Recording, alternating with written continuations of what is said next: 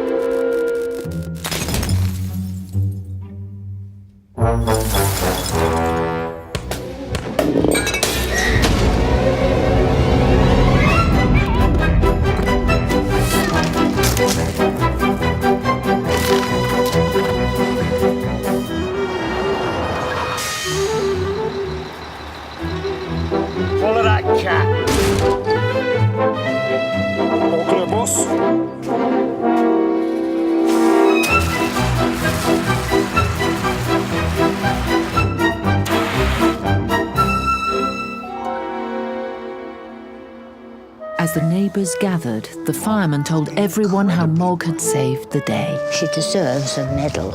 I think she'd rather have an egg. But there was no egg for Mog. There was no Christmas at all.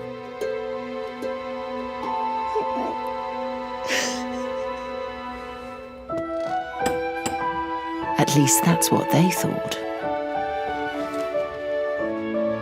But everyone else thought if the Thomases and Mog can't have a Christmas, they can share ours.